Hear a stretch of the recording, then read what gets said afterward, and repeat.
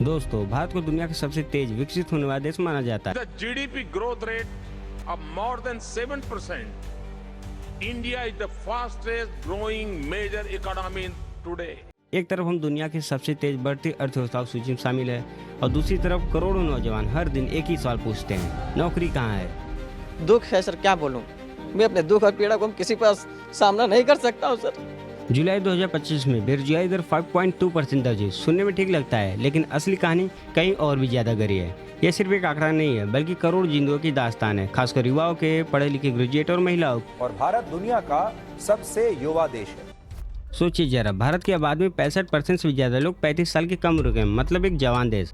अगर इनकी ऊर्जा को सही तरह से इस्तेमाल हो तो भारत आसानी से 2030 तक $5 ट्रिलियन की अर्थव्यवस्था बन सकता है। लेकिन अगर इन्हें रोजगार ही न मिला तो जवान बेकार बैठे रह जाएंगे और नतीजा होगा निराशा, असमानता और सामाजिक अशांति। यह समस्या नई है। 1947 से लेकर आज तक बेरोजगारी भारतीय समाज का एक हिस्सा बनी रही है। उदारीकरण के बाद 1991 में अर्थव्यवस्था खुली, पर रोजगार का बंटवारा असमानता ही रहा।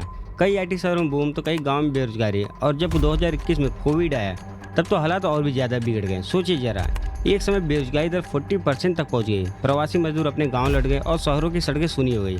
हाँ, धीरे धीरे सुधार तो हुआ, लेकिन 2030 से या 24 के बीच में दर 3.2% तक गिर गई। लेकिन असली सवाल अब भी वही है, नौकरी कैसी है, गुणवत्ता क्या है और कितनी टिकाऊ है। और एक अजीब विरोधाभास भी है, जितनी ज़्यादा पढ़ाई उतनी ज़्यादा बेरोजगारी। ग्रेजुएट होने के बाद भी 29% लोग बेरोजगार है, और जिनके पास पढ़ाई नहीं है उनकी बेरोजगारी दर सिर्फ 3 से लेकर 4% है। क्यों? क्योंकि जो पढ़ाया जा रहा है वो बाजार की मांग से मेल नहीं खाता। बाजार चाहता है डिजिटल साक्षरता, AI, practical skills and college देती है पुरानी थ्योरी। अब बात करते हैं महिलाओं की। भारत में महिला श्रम बल भागीदारी सिर्फ 31.7% है, जबकि दुनिया का औसत 47% है। मतलब हमारी बहनें, बेटियां पढ़ लिख कर भी अक्सर नौकरी तक नहीं पहुंच पाती। कभी सुरक्षा का सवाल, कभी गाँव में सीमित मौके, और शहरी पढ़ी लिखी महिलाएं 30% बेरोजगारी का सामना करती हैं। देश के अलग अलग हिस्सों में भी फर्क है। हिमाचल और हरियाणा जैसे उत्तरी राज्य में भी बेरोजगारी से जूझ रहे हैं, कभी 18%, कभी 23%। वही तमिलनाडु और कर्नाटक जैसे दक्षिणी राज्य IT और विनिर्माण की वजह से बेहतर कर रहे हैं। मतलब एक ही देश के भीतर अलग अलग कहानियां लिखी जा रही है। एक नया ट्रेंड है गिग इकोनॉमिक। स्विगी, जोमेटो, उबर, लाखों लोग यहाँ से कमाई करते हैं, लेकिन नौकरियां स्थिर नहीं है। आज है कल नहीं है। सुरक्षा शून्य। सामने AI का तूफान भी आ रहा है, जो अगले 5 से 7 सालों में 1 से लेकर 1.8 नौकरियों को खतरे में पहुंचाएगा। सोचिए, जो मशीन इंसानी नौकरियां खा रही है। सरकार भी कोशिश कर रही है, skill India, make in India, आत्मनिर्भर भारत रोजगार योजना। लेकिन असली सवाल है लागू करने का।